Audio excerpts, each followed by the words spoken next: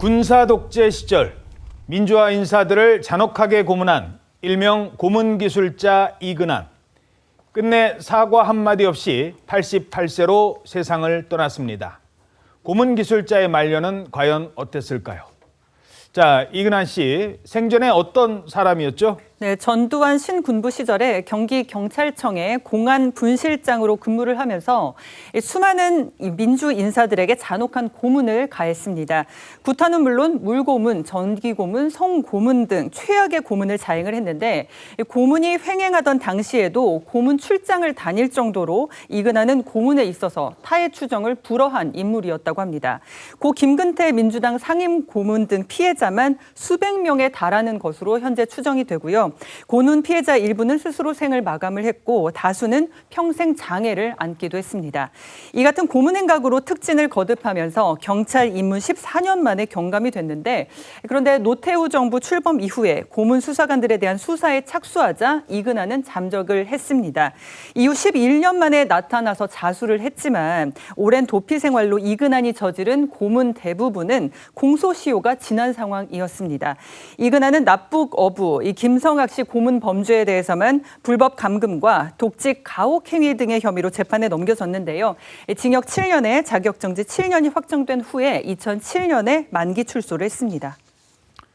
자, 그런데도 이근한은 나중에 자서전까지 냅니다. 그러면서 당시 자행한 고문을 애국이었다고 주장하기도 했습니다. 어린 나이에 6.25를 겪으면서 피해 현장을 너무 많이 봤기 때문에 내가 선택한 주특기가 대공을 택했어요. 그 당시야 그게 애국 아니면은 누가 가정도 모르고 열심히 목숨 내놓고 일을 했겠어요. 자, 그런데 출소한 이후에 새로운 직업을 갖게 되는데 그게 목사가 됐다고요? 그렇습니다. 이근한이 출소한 2년 후에 목사 안수를 받은 겁니다. 그래서 목사가 돼서 여러 설교도 하고 인터뷰하고 했는데 그 설교와 인터뷰를 통해서 애국한다는 일념으로 열심히 일했는데 죄인 취급을 받아서 억울하다. 정기고문 피해자들한테 당시에 건전지 하나 들이대면서 겁을 줬더니 빌빌거리더라. 고문이 아니라 하나의 예술이었다라는 식으로 피해자들을 조롱하기도 했습니다.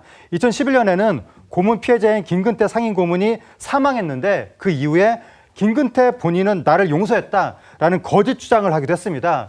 그에 대한 반발로 목사직 안수가 잘못된 것이다라는 지적이 나오자 결국 이근한은 목사직을 박탈당한 바 있습니다. 고문이 아니라 예술이었답니다. 자, 끝내 피해자와 가족들에게는 사과 없이 떠났습니다.